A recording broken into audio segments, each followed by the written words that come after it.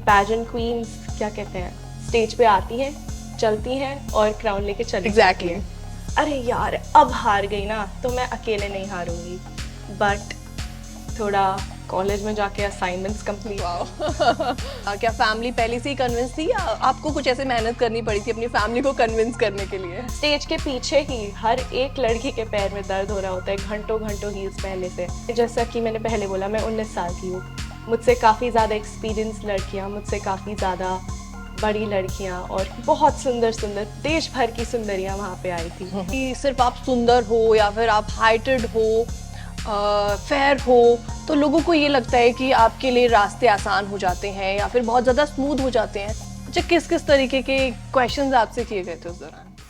Namaste, I am Pranjal Priya, your Miss Universe India first runner-up. I'm 19 years old and I have been born and brought up in Delhi. I'm currently pursuing my bachelor's degree in law at Pune. Oh my god, I don't think so कि इससे ज्यादा perfect introduction हो सकता है। Welcome to Navbharat times entertainment. और बहुत आपका शानदार इंट्रोडक्शन था। और इसी के साथ मैं आपसे ये पूछना चाहूंगी कि इतना बड़ा खिताब आपने जीत लिया और इतनी कम उम्र में कैसा आपका एक्सपीरियंस था ओवरऑल? मेरा एक्सपीरियंस बहुत अच्छा था। ये 15 दिन की एक जर्नी रही है और हर दिन आपको you have to make sure that you give your best. तो उस 15 दिन के पीछे भी घंटों की, महीनों की, सालों की मेहनत आती है और इस पूरी ही जर्नी में मुझे बहुत सपोर्ट मिला, बहुत प्यार मिला और इसके लिए मैं बहुत बहुत शुक्रिया अदा करना चाहती हूँ सबका। अच्छा प्रांजल, कितना कुछ बदला? क्योंकि देखो 15 दिन का जो भी आपका जर्नी था, जो भी आपका वो फेज था, उससे पहले आपकी लाइफ आई एम श्योर बहुत अलग रही होगी। और पेजेंट जीतने के बाद आई एम श्योर बहुत ज्यादा चेंज आया होगा। तो वो क्या चेंज था? वेल, सबसे ज़्यादा तो मेरे खुद के लाइफस्टाइल में एक चेंज आया, क्योंकि ऐसे किसी भी मुकाम तक जाने के लिए आपको काफ़ी चीज़ें सैक्रिफाइस करनी पड़ती है। एग्जैक्टली। चाहे वो खाने की बात हो या अपनी कुछ बुरी आदतों की बात हो। तो अपने आप को अपना बेस्ट सेल्फ बनाना इस पूरी जर्नी का मेन मोटिव रहा। और आज मैं बहुत खुश हूँ कि मैं सच में जैसी मैं पहले थी उससे मैं अपने लिए बेहतर हूँ आज। तो बस यही रहा। अच्छा, पेजेंट जीतने के बाद आई एम श्योर एक बहुत बड़ी जिम्मेदारी भी आपके हाथ आ जाती है, एक रिस्पॉन्सिबिलिटी कहीं ना कहीं आ जाती है। तो कितना अब रिस्पॉन्सिबल फील हो रहा है? क्योंकि ये छोटी बात नहीं है। रिस्पॉन्सिबल तो फील हो रहा है, सिर्फ अपने लिए ही नहीं, उन सारी छोटी बच्चियों के लिए जो आज मेरे तरफ they look up to me. तो I have to set a mark, I have to let them know कि इस रास्ते तक कैसे पहुंचना है। और now that they have started looking up at me, मुझे भी वैसे ही बिहेव करना पड़ता है, मुझे भी वैसे ही बर्ताव करना पड़ता है। तो इस पूरी रिस्पॉन्सिबिलिटी को मुझे लगता है I am handling it pretty well. उसके अलावा ये सब इंटरव्यूज़ तो चल ही रहे हैं, साथ ही साथ कुछ अपॉर्चुनिटीज़ भी आ रही है, तो लेट्स सी।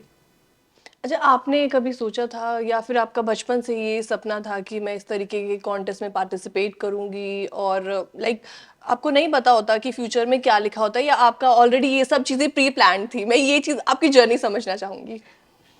तो मेरी जर्नी थी कि मैं सब कुछ करती थी। मैं गाती थी, मैं नाचती थी, वाओ। मुझे स्टेज पे रहना बहुत पसंद था एज अ चाइल्ड इटसेल्फ।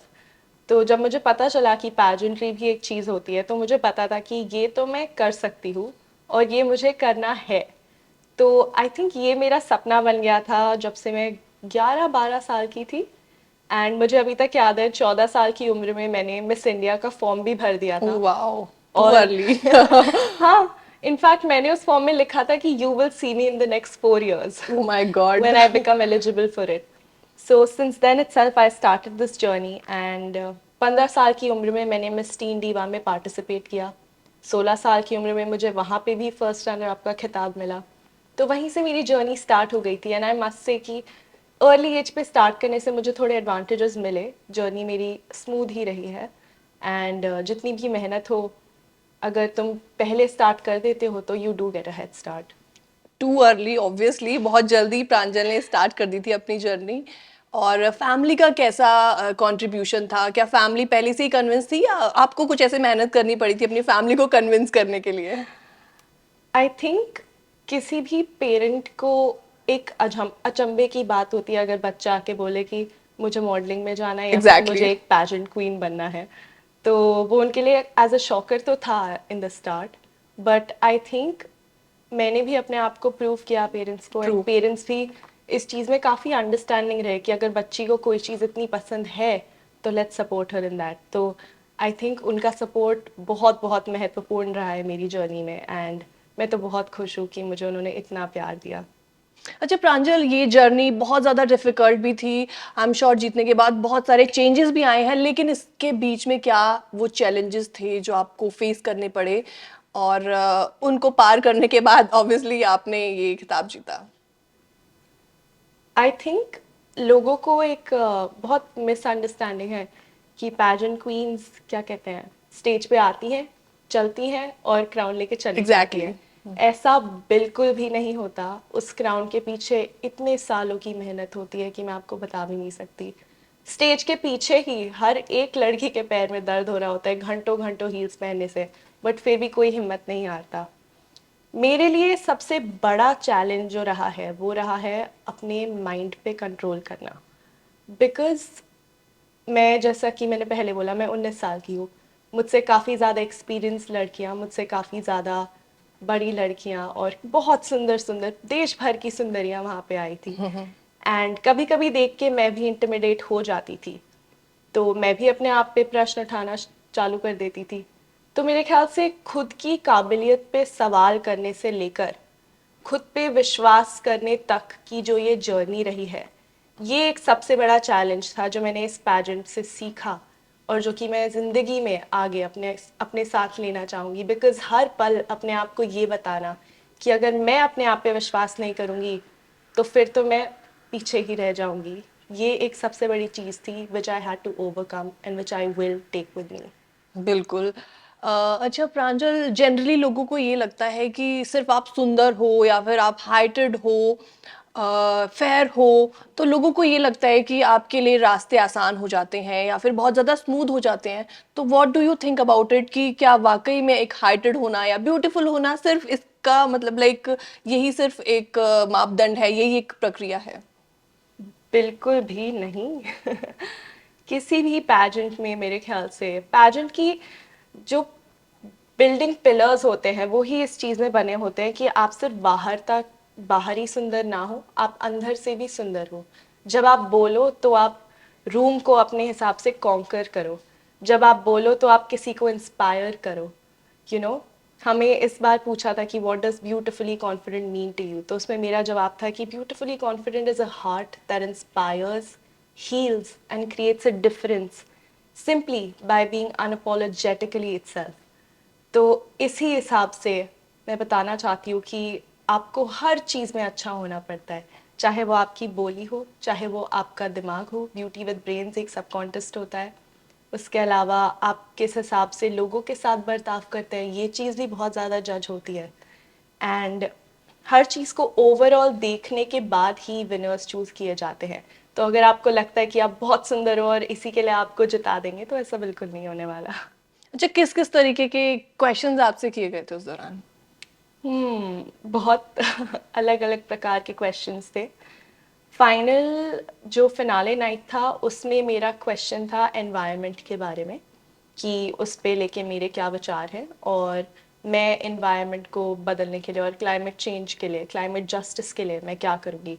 तो ये मेरा फाइनल क्वेश्चन था, और उस पे मेरा आंसर रहा कि मैंने एक कोट से स्टार्ट किया था। I said when the last tree is cut and the last fish is killed, that is when man will realize that we can not eat money.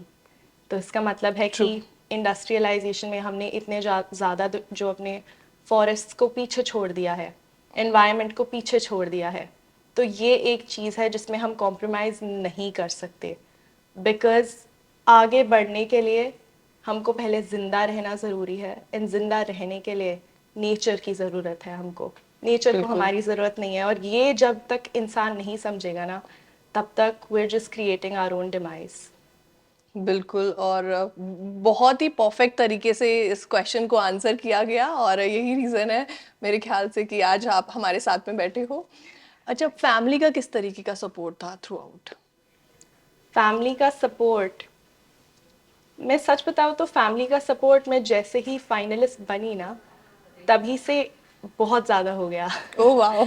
मतलब ये जर्नी मैंने वैसे तो खुद ही से स्टार्ट की थी। इनफैक्ट मैं खुद से भी जाके अपने पेरेंट्स को तब बताती नहीं थी कि मैं जा रही हूँ, मैं कर रही हूँ, मुझे करना है।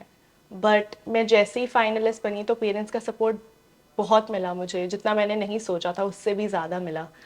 एंड मैं वाकई में बताऊँ तो मेरे अंदर एक फियर ऑफ फेलियर रहा है थ्रू आउट माई लाइफ, जिसको मैंने इस पैजेंट में ओवरकम किया है। वाओ। बिकॉज काफ़ी बार मैं किसी चीज़ में हिस्सा ही नहीं लेती थी ये सोच के कि मैं हार सकती हूँ। तो जब पेरेंट्स का सपोर्ट मिला इतना भर भर के, तो उसमें मुझे दोबारा लगा कि अरे यार अब हार गई ना तो मैं अकेले नहीं हारूंगी।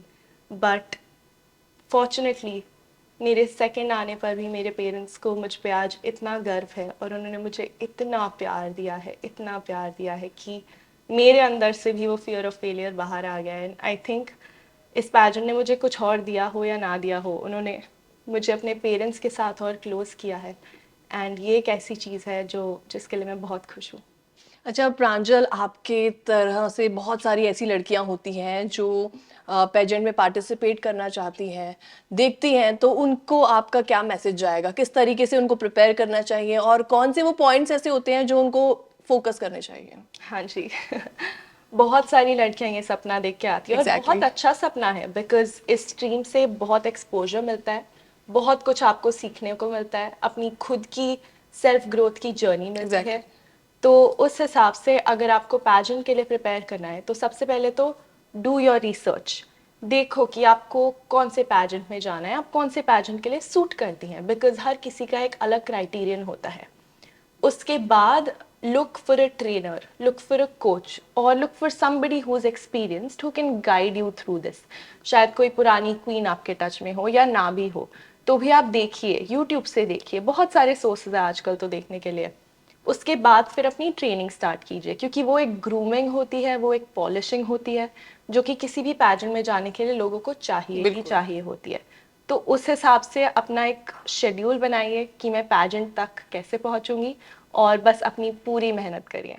अच्छा प्रांजल, मेरे मन में और मेरे जैसे तमाम लोगों के मन में ये सवाल भी होता है कि शायद अब ये पेजेंट विनर बन गई, रनर अप बन गई, तो अब इसकी बॉलीवुड में एंट्री तो पक्की है, या प्रोजेक्ट्स बहुत सारे मिलते होंगे, अप्रोच किया जाता होगा, तो वो इसके बाद उसमें कितना चेंज आया, कितना आपको अप्रोच किया गया? अप्रोच तो किया जा रहा है, अभी भी किया जा रहा है। बट लेट्स सी, देखते हैं कि किस हिसाब से जर्नी चलती है। The future is open to all opportunities and I am very excited for it. Okay, तो आगे के क्या प्लान्स हैं आपके? आगे के प्लान्स हैं, अपने आप पे जो मैंने काम किया है उसमें पहले मैं थोड़ा और काम करूँ, थोड़ा कॉलेज में जाके असाइनमेंट्स कंप्लीट वाह। करूँ। बहुत ज़्यादा पेंडिंग काम हो गया है। एंड उसके अलावा I am looking forward to certain modelling work and let's see what Bollywood has in store for me. अच्छा प्रांजल, यहाँ पर आपकी एजुकेशनल क्वालिफिकेशन के बारे में, क्योंकि आपने इंट्रो में बताया जैसा, तो थोड़ा सा उस पर बताइए कि आप क्या स्टडीज कर रही हैं, क्योंकि you are too young, obviously you just 19 years old. Yes ma'am. तो मैं अभी लॉ के थर्ड ईयर में हूँ। मैं पुणे से अपनी ये एजुकेशन पूरी कर रही हूँ। I am in the 5 year course, I am pursuing BBA LLB and बस ये मेरा तीसरा साल है। 2 साल और।